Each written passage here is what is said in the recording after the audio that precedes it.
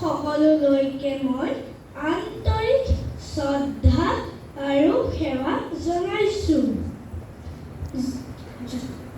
যোৰহাটৰ মোক এই অনুষ্ঠানটোলৈ এজন কণমানি ছাত্ৰ হিচাপে দুআষাৰমান ক'বলৈ দিয়াৰ বাবে মই উদ্যোক্তা সকলকো আন্তৰিক ধন্যবাদ জনালোঁ। যোৰহাটৰ জোনাকী সংঘ বিদ্যালয় নামেই যাৰ পৰিচয়, এখন অসমীয়া মাধ্যমৰ অতিকে ভাল শিক্ষা অনুষ্ঠান। বৰবাইদেউৰ নীতি আৰু আদৰ্শৰে গঢ় লোৱা এই বিদ্যালয়খনত মই পঢ়িবলৈ পাই নিচেই আনন্দিত হৈছোঁ। যদিও মই বৰবাইদেউক দেখা নাছিলোঁ, হ'লেও মই মা-দেউতা বা বহুজন যোৰহাটৰ বিশিষ্ট ব্যক্তিৰ পৰা মই বৰবাইদেউৰ কথা শুনি আহিছোঁ। আজিও মই বহুতো কথা শিকিবলৈ পাম আৰু পামো।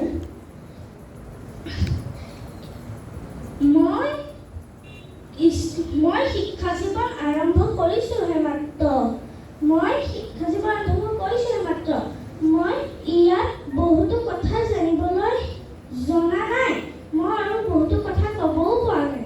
হ'লেও মই এতিয়ালৈকে যিখিনি কথা শিকিবলৈ পাইছোঁ, সেয়াকে আপোনালোকৰ আগত ক'বলৈ চেষ্টা কৰিছোঁ। প্ৰথম কথাটো হ'ল, আমি সদায় শিক্ষাগুৰুসকলক শ্ৰদ্ধা কৰিব লাগে। শিক্ষাগুৰুসকলে আমাক ভাল হ'বলৈহে শিকায়।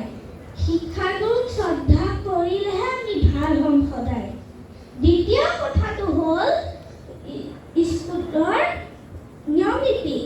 সকলো বিদ্যালয়তে নিয়ম নীতি আছে আৰু আমাৰ বিদ্যালয়তো নিয়ম নীতি আছে।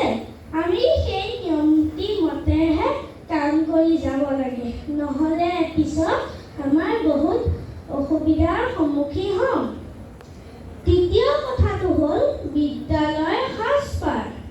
আমি সদায় বিদ্যালয়ৰ সাজপাৰযোৰ ধুনীয়াকৈ পিন্ধি আহিব লাগে, পৰিষ্কাৰ হ'ব লাগে, যাতে আমাক শিক্ষাগুৰুসকলে ক'ব পাৰে যে এজন পৰিষ্কাৰ ছাত্ৰ-ছাত্ৰী বুলি। চতুৰ্থ কথাটো হ'ল সময়। এজন ছাত্ৰ-ছাত্ৰীৰ বাবে সময় মূল্যৱান সম্পদ। আমি সদায় সময়মতে স্কুল অহা-যোৱা কৰিব লাগে, সময়মতে কাম কৰি যাব লাগে। সময়মতে আমি কাম কৰি গ'লেহে আমি সদায় সফল হ'ব পাৰিম। মই আগতেও কৈছোঁ যে মই বহুতো কথা নাজানো, হ'লেও মই পুনৰবাৰ বৰবাইদেউলৈ শ্ৰদ্ধা জনাই মোৰ এটি ভাল লগা কবিতাৰে মোৰ বক্তব্য সামৰণি মাৰিম। কবিতাৰ শিৰোনাম লঘোণ। কবি নৱকান্ত বৰুৱা। একোকে নেখাওঁ আজি, একেবাৰে ভোক নাই। আছে যদি আধাখাই চিৰা দিবি ভাল চাই। দৈ মোক নালাগে, গাখীৰৰ সৰ পালে। খেজুৰীৰ গুৰ নেকি, লৈ আহ এইফালে। নাই যদি মালভোগ, জাহাজী কলকে আন। এয়াই সকলো পুনৰ, আৰু একো নালাগে। আজি যদি অহা নাই, ভীম সিং পালোৱান। তাৰ বাবে ভাজি থোৱা দুটামান আলু আন। পাপৰ আছিল বোলে, অঙঠাত শেকচোন। আচাৰো ওলাব পাৰে, বিচাৰিলে চুপোন। ৰৌ মাছ ভজা আছে, তাৰো দুচকল দে। এয়াই হ'ব লঘোণৰ, আৰু একো নালাগে। মই পুনৰবাৰ শিক্ষাগুৰুসকলক শ্ৰদ্ধা জনাই আৰু